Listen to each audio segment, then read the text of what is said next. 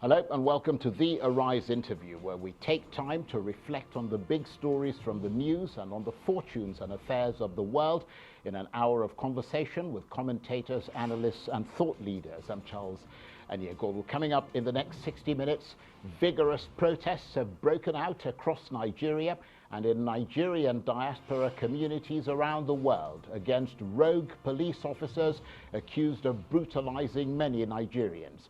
Many are not satisfied with the government saying it's going to disband the infamous police anti-robbery unit known as SARS, and President Buhari's speech promising extensive reforms has done little to placate angry young Nigerians who've been blocking major roads in cities and towns across the country.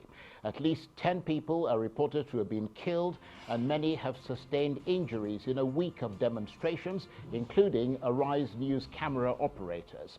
So what will it take to calm things down? We'll speak to the maverick entertainer Charly Boy, who's become an inspiration to millions of Nigeria's youths. We'll also be joined by one of the organisers of today's protests and by a director at the Nigerian Human Rights Commission.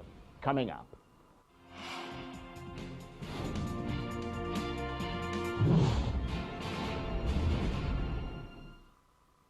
Straight away to those protests here in Nigeria.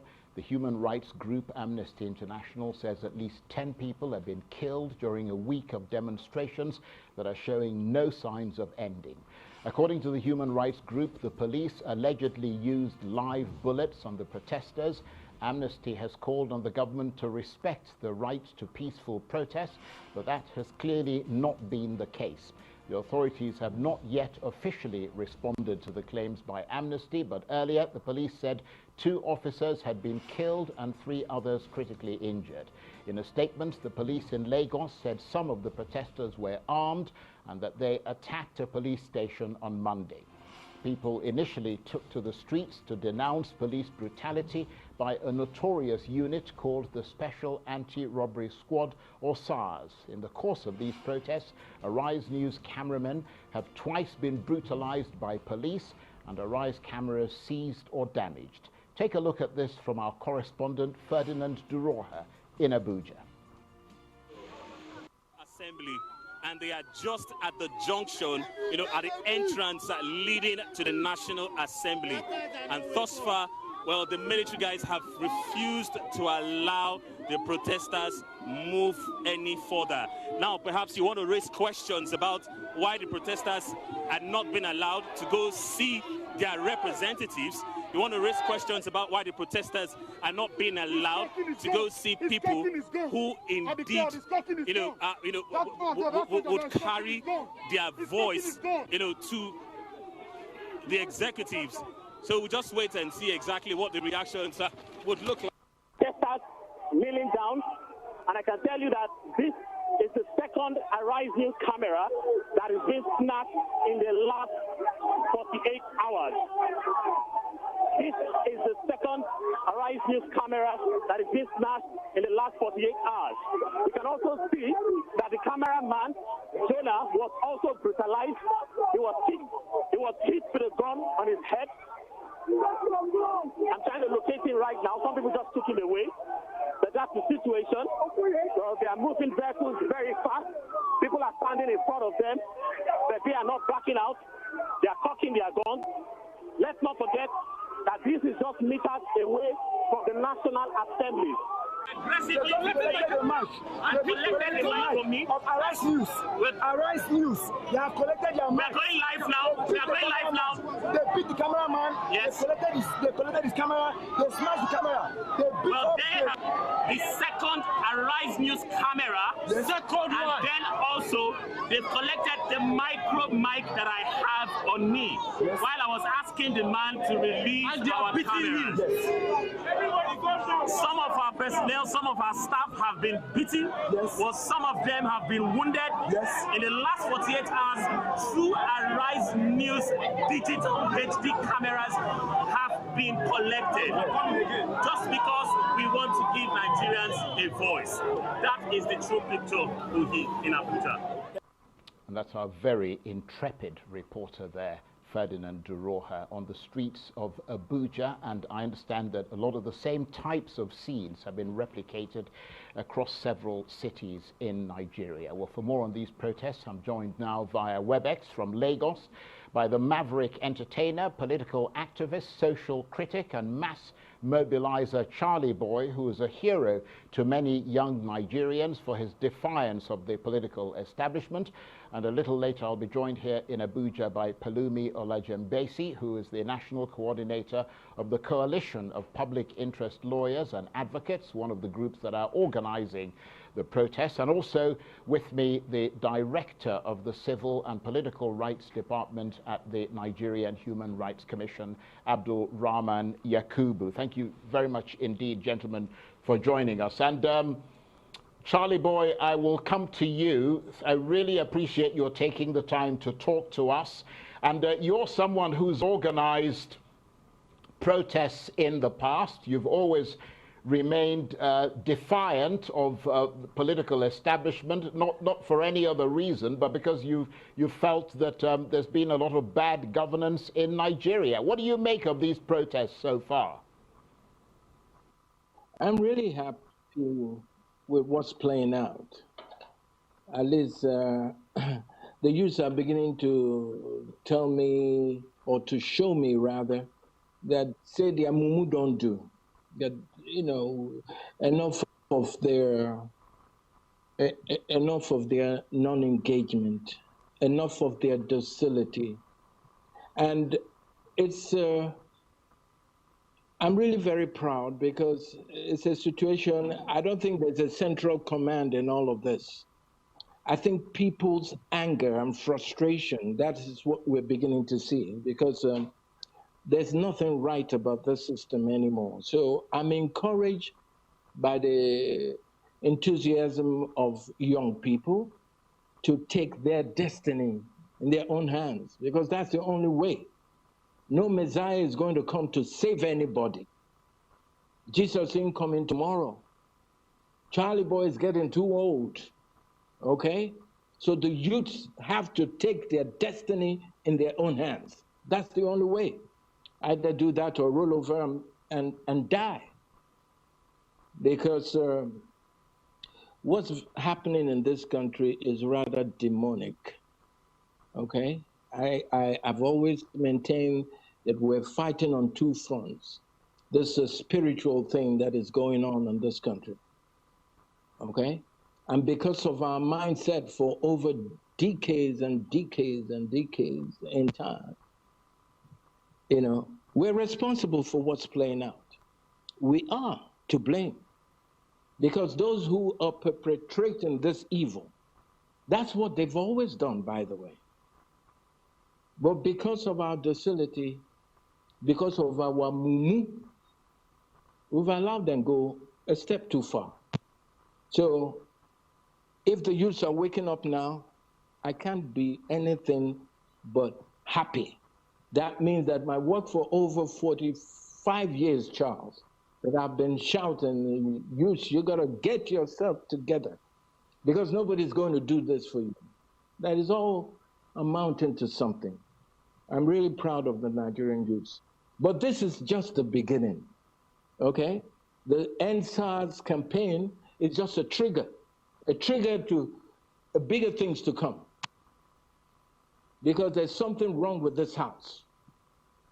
We have to start from Let me just scratch. come in there, Charly Boy, not to interrupt you, but your sense is that these widespread protests are a sign that Nigeria's massive young population, who make up more than 60% of this country, is finding its voice and demanding rather than pleading for reforms.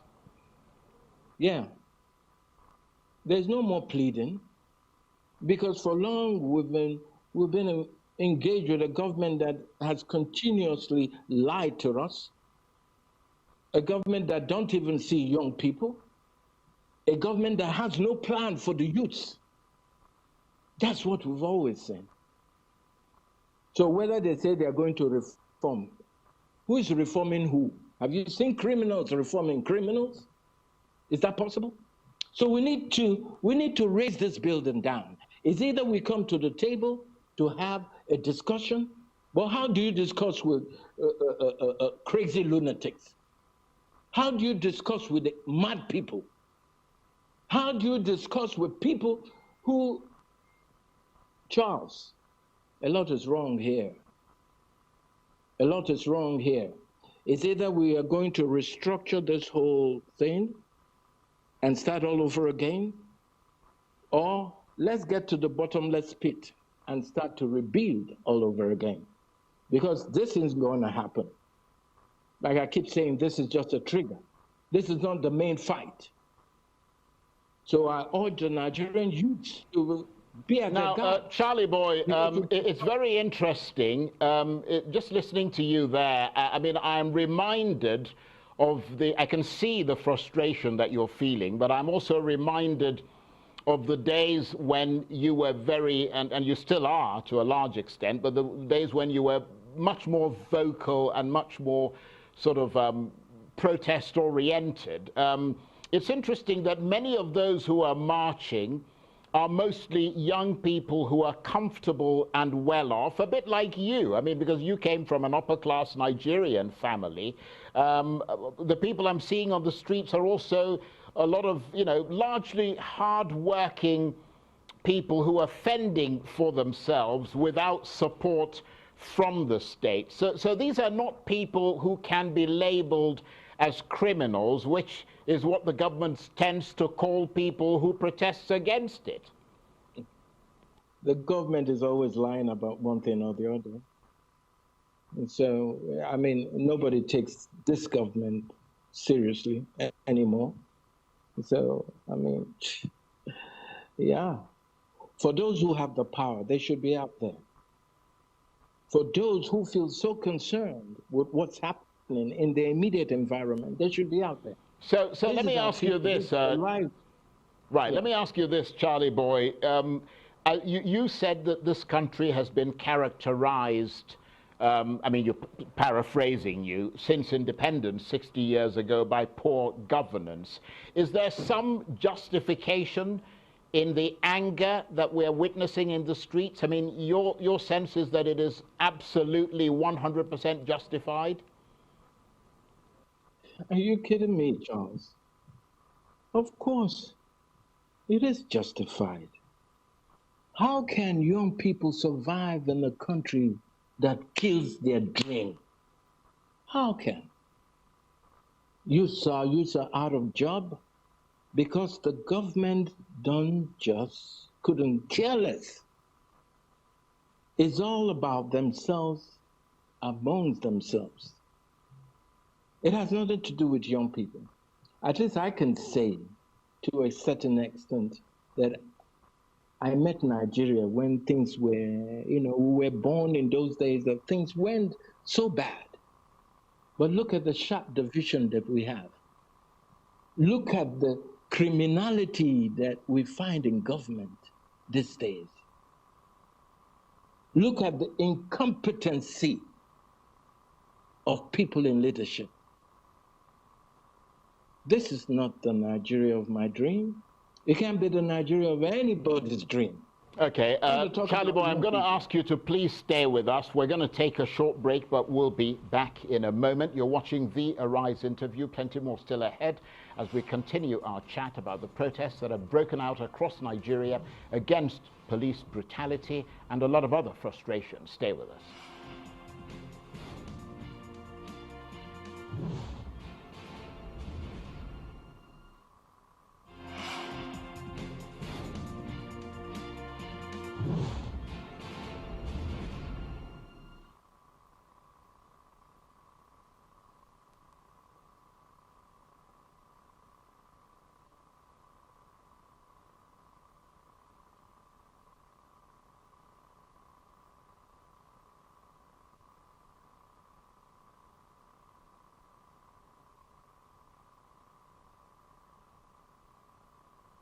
Welcome back to the Arise interview. I'm Charles Aniagolu. So, more vigorous protests against police brutality in Nigeria, many aimed at the notorious anti-robbery squad known as SARS, which is a police unit accused of many crimes, including torture, extortion, and murder going back many years. The social media space is full of videos of such abuse. The hashtag #EndSARS and End Police Brutality is still trending, with the government announcing that SARS will be disbanded. But questions remaining about the redeployment of the officers and agents of SARS, and more protests have followed, resulting in the deaths of at least 10 people, according to Amnesty International. It's not the first time they've announced SARS being scrapped. They've announced it, I think, if I'm not mistaken, like 3 times. They keep announcing it. We don't want audio ending. We want SARS to end. As of a couple of days ago, they killed 8 people in Obomosho. And for me, this is personal. I lost a friend. Her name is Linda Nkechi Igwetu. She was shot dead in Abuja a day to her POP. A couple of weeks ago, I was on ATM in Lekki Phase 1. And, my car was still running. The key was inside. I just quickly went to get some cash. And I was thrown into a car. I was basically abducted and driven all the way down towards Jakonde by some police officers. Say, what do I do for a living? I have my ID cards with me. I have a personal business that I run, and I also work at an organization, at a 9-to-5 organization. And the SARS officers, they went through my phone, nothing. And I'm like, first of all, you have no right to go through my phone. He said, I will end you here. His exact words, I go kill you here and nobody go know. I go throw away your body for beside ocean. And that's exactly what he told me. So he took me to an ATM, Access Bank, somewhere in Jakonde, and he took 72,000 naira out of my account. I had 75,000 naira in that account. First of all, SARS be scrapped with an executive order. 2, those that perpetrated the killings of the various victims and martyrs that we have should be brought to book and they should be dealt with.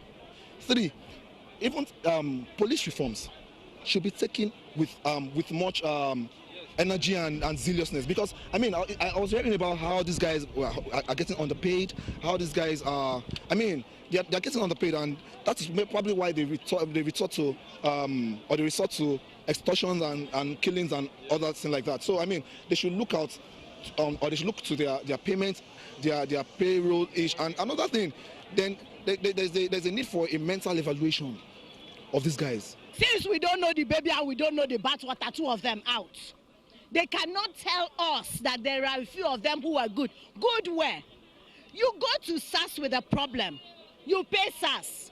SARS sees you on the way. You pay SARS. SARS sees you looking clean. You pay SARS. SARS takes you and SARS gives you POS. Who are they?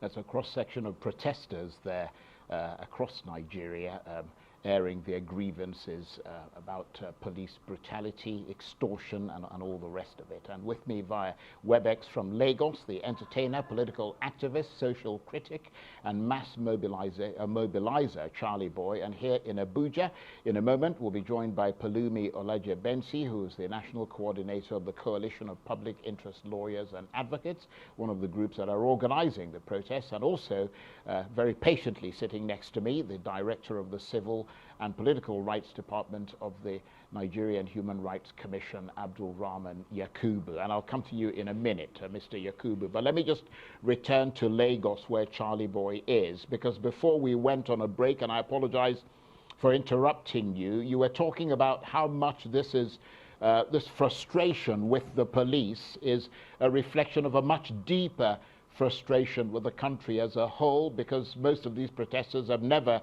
for instance, experienced steady electricity. The quality of their education is poor. They don't really get any support at all from the government. But let me ask you this. With regard to the immediate grievances that these protesters want addressed, what sense do you get of what they are? Because obviously it's no longer just about SARS, is it? Of course it's not. I'll put everything at the door of leadership in this country. I'm yet to be convinced that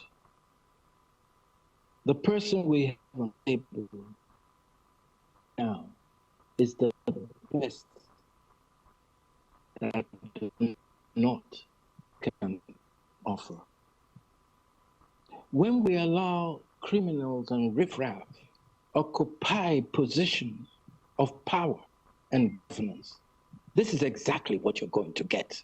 And I've seen this coming for over 3 decades. Over 3 decades, Charles. And this is just the beginning. Nigeria, get ready, because it's going to get rough. It's going to get rough. This is just a trigger, like I said. Because it's not just about ending SARS. It's about everything that is wrong with the system. Everything wrong with the system, Charles. There's a whole lot of rubbish that is going on in this country that we shouldn't allow to go on any further. No. No. I mean, what am I doing here, Charles? What am I doing here? But I love my country, and nobody's going to make me run away from my own country.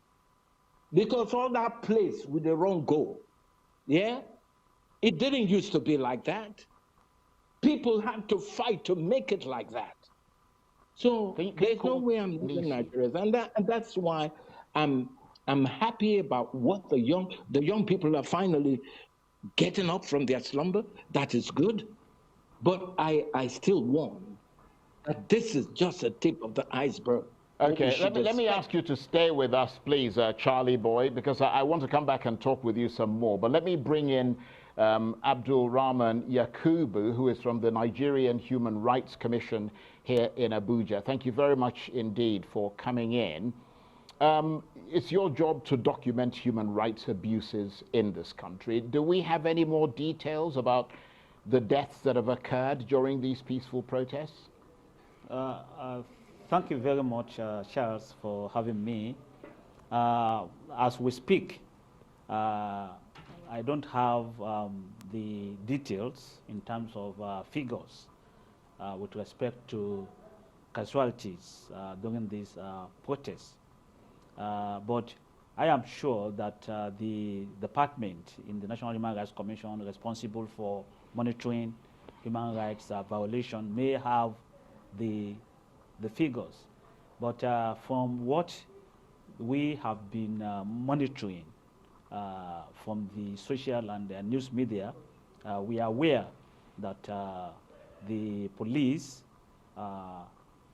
has been using some excessive force in dealing with the situation, which is rather unfortunate.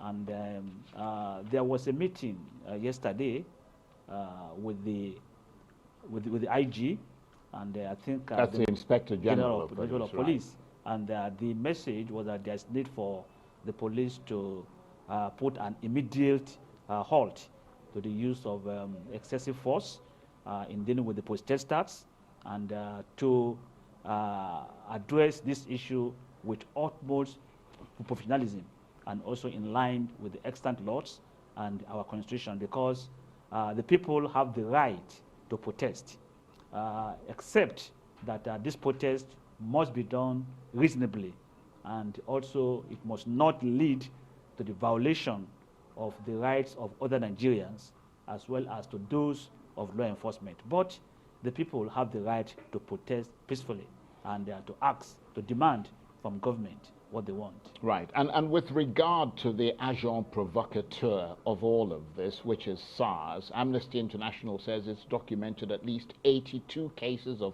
torture, ill treatment, extrajudicial killings by SARS between 2017 and 2020, and not one single officer has been prosecuted, despite anti-torture legislation that was passed by the Nigerian National Assembly in 2017. Can you support those allegations by Amnesty?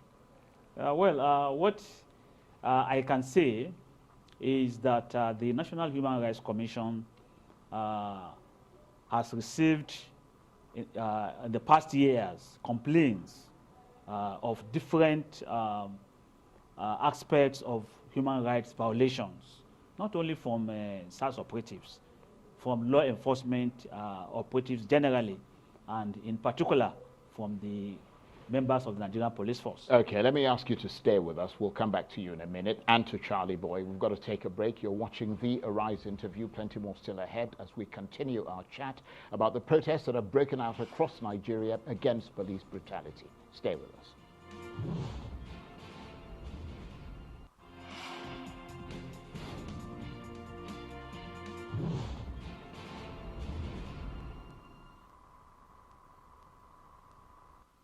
Welcome back to the Arise interview, where we speak to the newsmakers as well as ordinary people doing extraordinary things around the world and featuring the voices at the heart of the stories. I'm Charles Yakubu. Now, the protests in Nigeria are continuing with ramped up demands to not only end SARS, the notorious anti-robbery squad, but to reform the entire police force. The protests have now gathered momentum across many Nigerian towns and cities, even though both the Inspector General of Police and President Buhari had announced that SARS would be disbanded. The problem was, of course, that in spite of promises of reforms from the president, officers have been seen beating up demonstrators and firing tear gas and live rounds. So the protests have continued, and the demonstrators are showing no signs of backing down. According to Amnesty International, at least 10 people have been killed during the past 7 days of demonstrations. We're trying to pass a statement, and the statement is simple. End police brutality. Okay. In parentheses, end SARS. Yes, bring the perpetrators of the killings of innocent civilians to book, to justice. That's all we want. So, for your messages to be heard, you need to truncate activities. That's why we have strike. Yeah, civil ditches of people. That's the most we can do. Every Nigerian must make a sacrifice.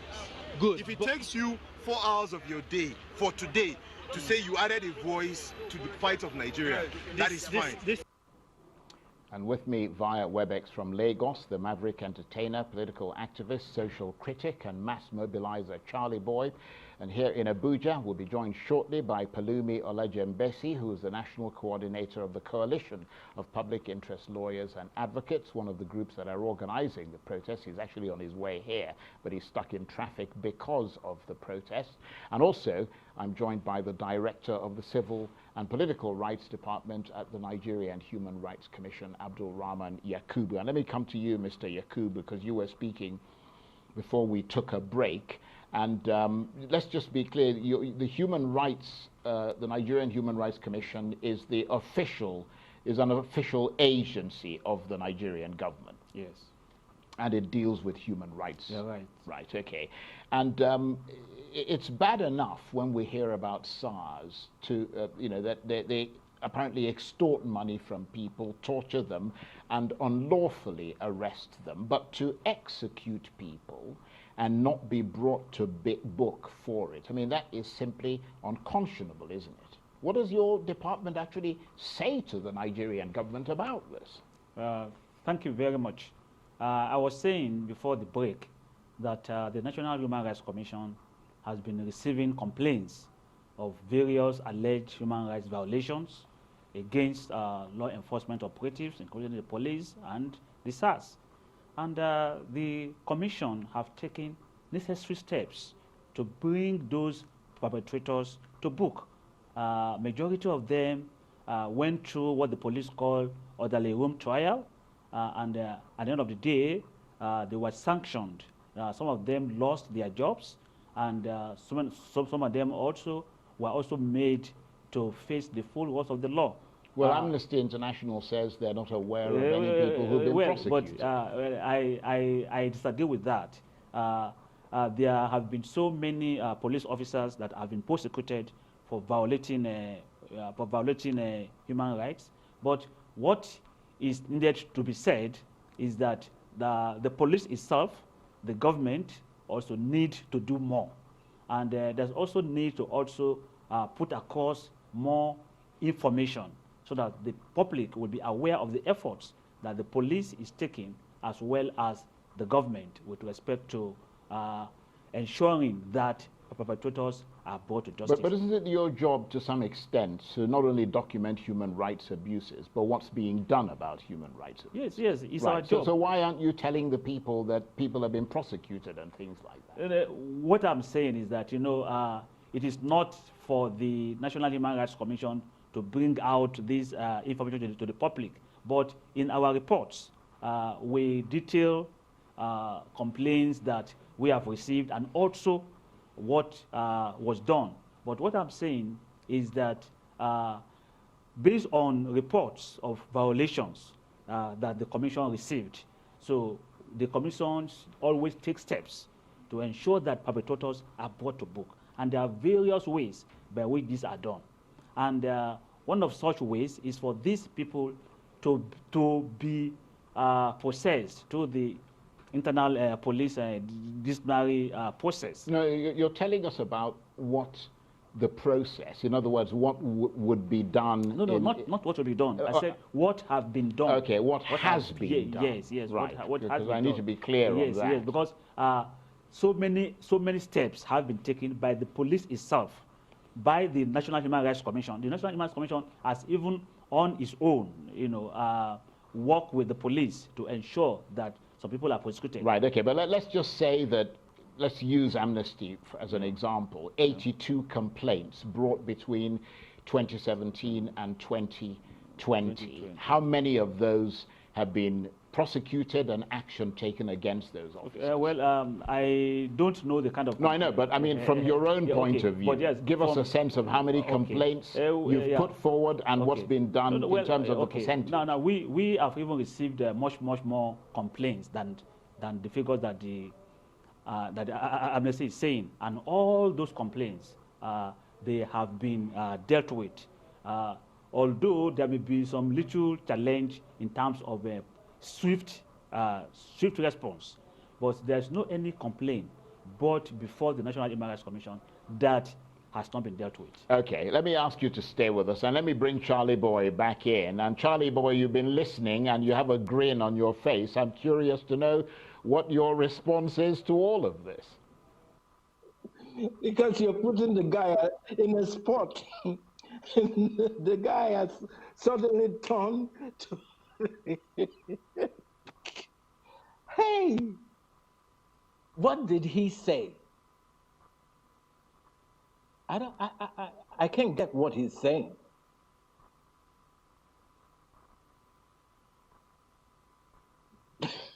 You say you don't get what he's saying. I'm not entirely sure what you mean. I mean, he was saying that they've been taking action, and that every case that is brought before them, that some form of action is taken. Nothing. That is how this bloody government operates. He's a government official, okay, who is supposed to. His first duty is to the people, okay, but of course, that is not what they're there for. They're there to enjoy the ride. It's all about themselves. So I don't get the crap that he's putting down. I don't get it. I don't understand what he's trying to say. Are they taking this job seriously or not? And kind of move the conversation forward, because in Nigeria, for example, looking at the complaints that people have against the police and all the rest of it, I mean, I understand that, things like tattoos, for example, dreadlocks, piercings and mohawks, and even sort of choosing a non-conventional career, such as perhaps being a musician, have often been associated with irresponsibility in this country. And I'm sure you yourself, Charly Boy, could tell a few stories. Having worn a mohawk, if I remember correctly, a few years ago, I think it was a ginger mohawk. You dyed your hair, you had piercings all over your face at different times in your career. But that should not be grounds for, the police to come after a person. I mean, why should having a tattoo on your arm make you a criminal? Yeah, you start to wonder, even if you look just looking healthy, okay? You don't have a tattoo, you don't have an earring, you don't have a dreadlock. Just the fact that you look healthy is a problem. In Nigeria, it's a problem. With SARS people, it's a problem. I don't think that gentleman sitting with you is any more comfortable. So you can discharge him, let's have our talk, okay?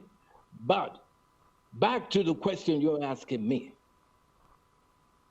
I start to wonder, because the people in government cannot tell me that they don't know what is happening on the street. And if they do, what does that make them?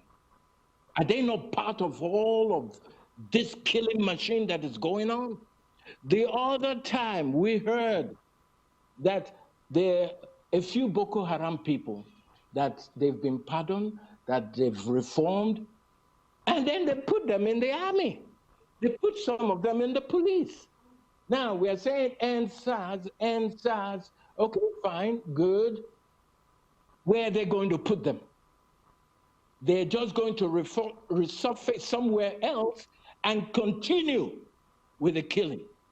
Because SARS is the police killing machine, like Boko Haram and herdsmen are the army killing machine. What are we talking about here, Charles? That is why I say, listen, the worst is yet to come.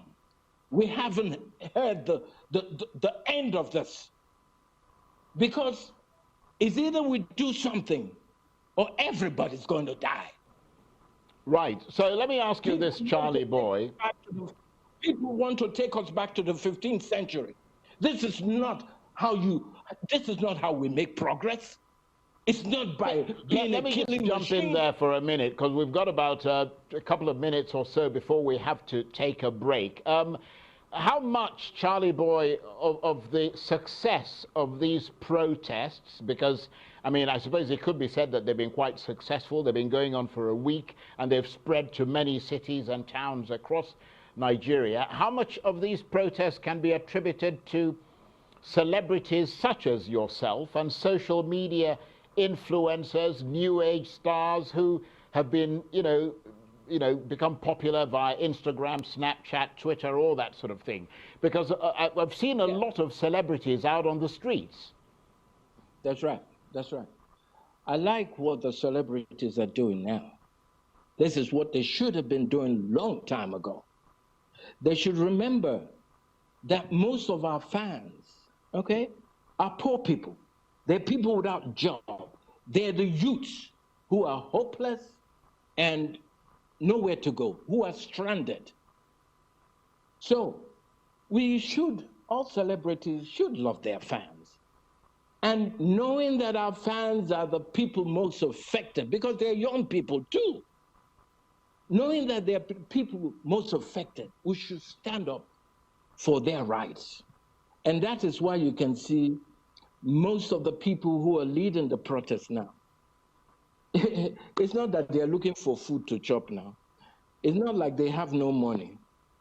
It's not like they can't be anywhere else in the world. And that is what they are supposed to be doing, Charles.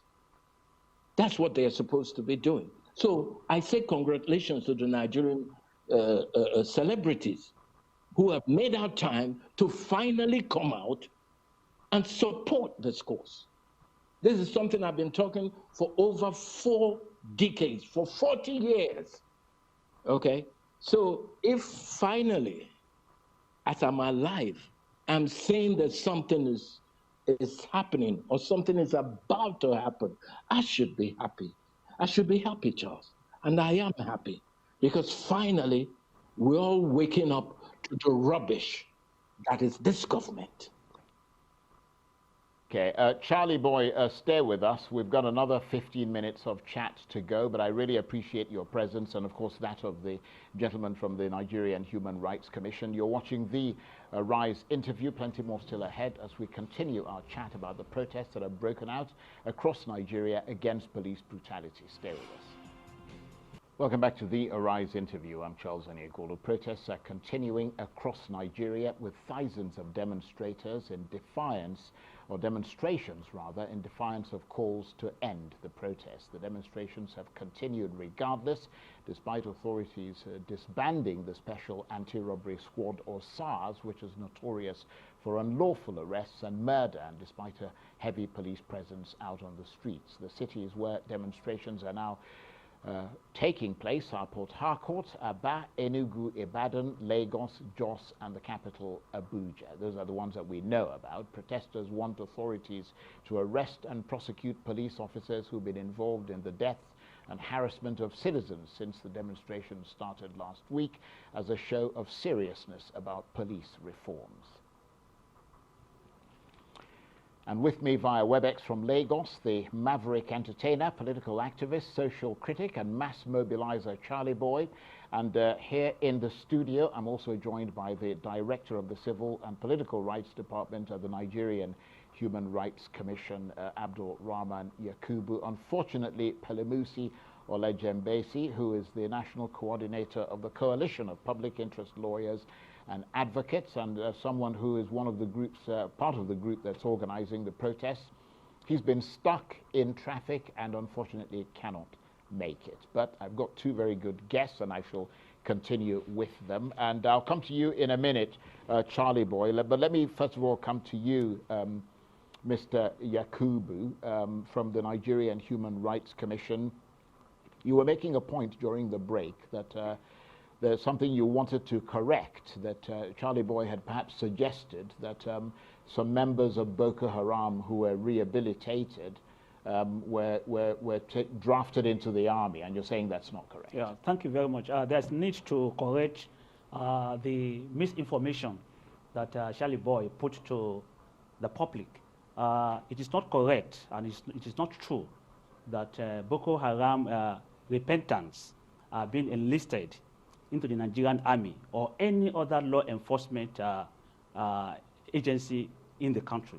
And also there's need for us to know that those repentants that were rehabilitated, they are not hardcore Boko Haram terrorists. They are very, very, very people with low level participation or involvement in this terrorism and insurgency. Yeah, but the issue here is that here you have people who are associated with terrorism and they're being rehabilitated. And you've got ordinary Nigerians going out on the streets to protest and they're being shot and killed and arrested and all kinds of things done to them. That's really the issue. Yes, yes, of course. You see, like rehabilitation and reintegration is a well-established tool by which government, uses to prevent and to also address terrorism or insurgency anywhere in the world. But that is not saying that we are supporting the method by which the Nigerian police is addressing this protest. I said earlier, Nigerians have the right to protest, but this protest must be done responsibly and without violence. Yeah, but have you seen anybody acting irresponsibly? I don't understand. Well yes, yeah, well, these are people, for example, a Rise News cameraman and reporter have been attacked twice by security forces. I mean, they simply went to cover a story. What's irresponsible about that? Well, that's not where I was going. Yeah, but that's where I'm going. Okay, yes, what I'm saying is that you're saying... What I'm saying that, you see, as the people have the right to protest. And that's the maverick entertainer, political activist, social critic, and mass mobilizer, Charly Boy, talking to me earlier. And of course, the person you just heard in the last minute or so was the director of the Civil and Political Rights Department at the Nigerian Human Rights Commission, Abdulrahman Yakubu, and you're watching the Arise interview. Now, meanwhile, protesters in the Nigerian city of Port Harcourt in the Niger Delta have left the main entrance of Government House after they were addressed by Governor Nyesom Wike, who is the governor in charge of Rivers State. The protesters had vowed to remain at the main gate until the governor had spoken to them. They turned the area into a main carnival with dancing and music playing in the background. And during the address, Governor Wike said he was the first governor to criticize the excesses of the SARS police unit and cried when no one listened to him. He went on to say that he decided to keep calm and allow others to lead the protest. Has suffered. No state has suffered in the hands of SARS. I I am the only state, the only governor who has come out to fight against SARS. They must not be SARS. No governor came out, not one. Not one came out that SARS should be scrapped. No, so? Five. We have lost so many people in this state in the hands of SARS. No, so? When I was shouting it in this country, I was shouting about SARS. I was shouting about SARS. No one state supported River State. Not one state. SARS has killed our people a lot. I cried. No state agreed. Now, and you want to tell me the same SARS now has gone to kill people in another state. Now it has touched them. Now, you want me now. When they were killing my people, I was shouting. Nobody said anything. Now they have killed their own people now. Now they are still have bad SARS is. To come out and protect when they have killed their own person. You see that? River's blood is very important to me. River State will never play a second fiddle role. We won't do that. If you don't consider, look at the lecturer you protect the SARS give you. Go play with your good in land. We cried and cried. Did you see it? Did you see it? Who in this country ever came to say, let us protest? Who came to protest? Who came to protest? Because River's blood is not important. And you want me as a governor? I want people that kill every day. I say, see what SARS is doing. Nigerians kept quiet. They say it's politics. Now they have seen how bad SARS is. Now they want me now to come back. Some of you are just joining, you don't even know. I'm not interested. SARS cannot be our friend. And that's Governor Nyesom Wike there, joining thousands of young Nigerians who've been taking part in protests against police brutality across Nigeria. That's it for this edition of the Arise interview. Join us again tomorrow from me and the entire team here in Abuja. Bye-bye, and thank you for watching.